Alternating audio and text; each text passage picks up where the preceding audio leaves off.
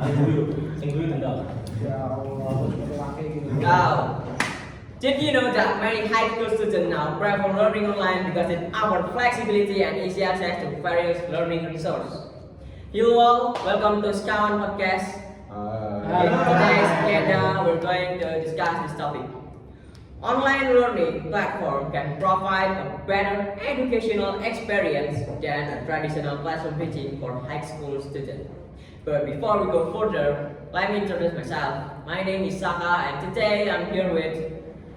Hi, my name is Kevin. I'm in proponent side in this discussion.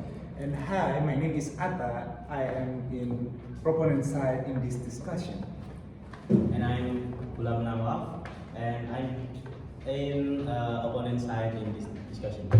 Hi, my name is Xavier and I'm in opponent side in this discussion. Okay, nice to meet you guys. I'll start with the background. Online learning has grown massively in recent years and honestly, the COVID-19 pandemic is the biggest reason why.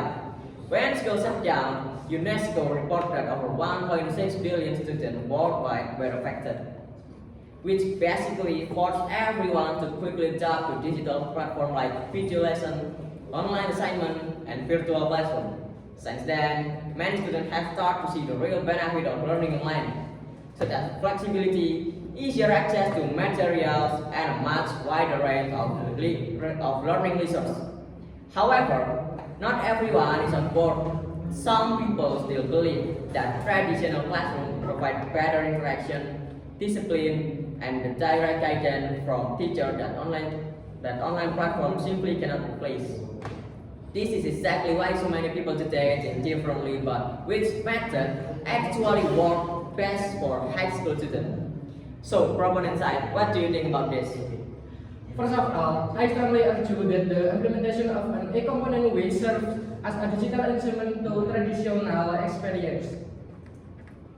Traditional education provides a significantly more personalized and effective learning experience for high school students compared to a standard classroom-only model. A comprehensive longitudinal study conducted over 2 years revealed that student academic achievement scores were positively and significantly impacted by the integration of online component, showing a consistent increase of 7 to 13% in overall performance. This improvement occurs because online platforms allow for personalized pacing, where students are no longer forced to follow one-size-fits-all speed that often leave many behind. According to Arizona State University Prep Digital 2024, this self-paced approach empowers students to master complex concepts thoroughly before moving forward, which is a stark contrast to traditional setting where the curriculum moves on regardless of an individual readiness. For instance, in subjects like mathematics or science, students can leverage the e-component to replay instructional videos or review record tutoring sessions multiple times until they achieve full comprehension, thereby bridging the gap between simply hearing a lesson and actually mastering it. Okay, it means your argument is about personalization, okay? Interesting, but now let's hear about the opponent side, please. The online learning platform offers flexibility and personalization. Students also need to have strong discipline and attention span. Fully relying on online learning platform reduces engagement and weakens essential learning behavior. In this scenario, high school students struggle to stay motivated and focused in fully digital environment. A study by the National Bureau of Economic Research found that even with targeted intervention, maintaining student engagement in remote learning requires additional effort. This study highlights that participation rate and attention level are consistently lower compared to physical classroom setting. This pattern was observed across various subjects and student groups. When a system requires extra effort to maintain basic engagement, it reveals the natural weakness of many students. On the other hand, traditional classroom teaching provides accountability to teacher presence. giving human interaction and a structured schedule, which help students stay disciplined and follow routine. Online learning platforms like this immediate pressure, making it easier for students to decide or multitask. Over time, reduced engagement lead to weaker study habits and lower academic discipline. This undermines both short-term performance and long-term learning development. It is also supported by trends such as doom scrolling and brain rot, which tend to lure many students into craving instant dopamine boosts while neglecting their cognitive development. Wow. Okay. Strong point. It's true that good personality trait is also important in learning. So, but let's hear the second argument from the proponent side. Furthermore, virtual education platform act as gateway to limitless global resource while simultaneously cultivating essential life skills that are vital for success in the modern workforce. Beyond just delivering curriculum, online high school provides students with high-quality digital tools such as interactive simulation and global library database that extend far beyond what any physically textbook can offer. Arizona State University Prep Digital 2024 highlight that this model fosters future-ready skills, including advanced digital literacy, independent problem solving, and critical time management. In online setting, students take full responsibility for their own learning journey, which builds the self-discipline needed for university life and professional career. Additionally, the e-component provide unique features like recorded productivity feedback, where instructor can provide detailed video analysis of a student work. This allows students to pause, rewind, and rewatch specific critique at their own convenience, creating a continuous loop of improvement that remains accessible for 24/7. Therefore, online learning does not just improve grades, it transforms students into a proactive, independent, not a tech-savvy who is ready to compete on a global stage. You got a bite. So true. There's so many learning resources available in the internet, but let's hear from the opponent side. Okay, so continuing from our previous argument that explained how easily students engage when studying through online learning platforms, online learning does not actually improve understanding for high school students. It often weakens it.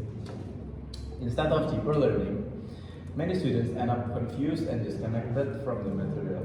A survey by Kelompok reported that during distance learning, during the COVID-19 pandemics, most teachers mainly gave assignments rather than explaining lessons properly. And many students admitted that they struggled to understand the material and could not stay focused while staying at home, while the lessons are from home. So this shows that interactions between teachers and students drop significantly in online learning. On top of that, the Minister of Education, Nadiem Makarim, stated that Indonesia experienced one of the biggest learning losses in its history during COVID-19 pandemics in pembelajaran jarak jauh or PJJ, with students losing around 1 full year of learning. This is not a small decline, by the way. It's a serious national setback in education quality. If students cannot understand lessons and teachers are only giving tasks, then the core purpose of education is already failing. Learning is not just about completing assignments, It is about understanding concepts, asking questions, and getting immediate feedback.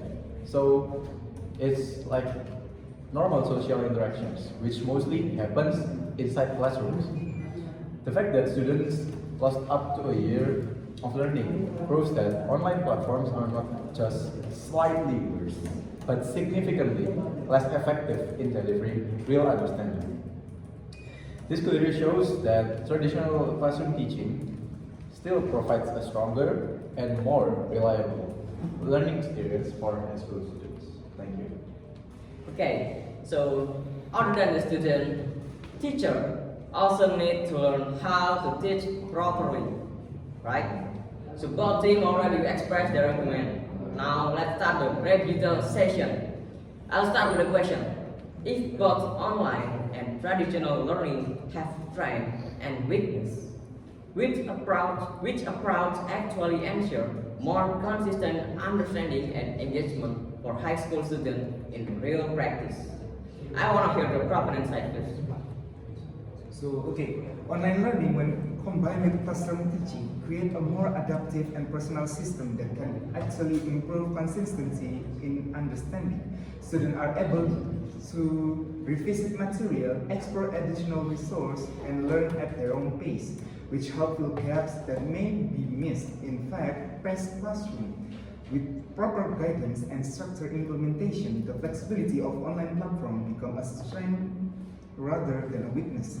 Instead of relying on the one method, integrating online tools allows students to make control of their learning while benefiting from teacher support. So we need a combination of classroom and online learning to make a strong learning process, okay? Nice answer, but now let's hear from the opponent side, please. But in real practice, traditional classroom learning still ensure more consistent understanding and engagement because it provides structure, direct explanation, and immediate interaction. Many students, especially at the high school level, struggle with self-discipline, making online learning less reliable despite inflexibility. Distraction and passive teaching method often reduce the effectiveness of online platform, leading to confusion rather than clarity. Therefore, while online learning can support education, it cannot replace the stability and guidance that classroom teaching consistently provide. So we absolutely need classroom learning, and online learning is just for the supporting material. I see. So what I get from the discussion earlier is that overall online learning as an enchantment to traditional classroom education does offer clear advantage, especially in terms of flexibility, personalized pacing, and access to a wide range of global research that can support future writing skill and even improve student performance. However, these benefits do not come without challenge.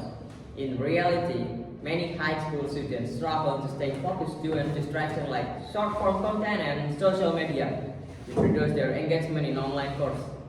In an Indonesian context, the issue is often made worse by teaching practice during online learning, where teachers tend to rely on giving assignments rather than purely explaining the material, leaving students confused and without a strong understanding of concept.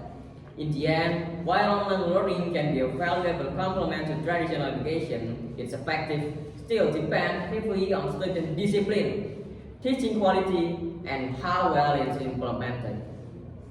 As a closing, a balanced approach will be to use online learning as a support system rather than a full replacement for classroom teaching.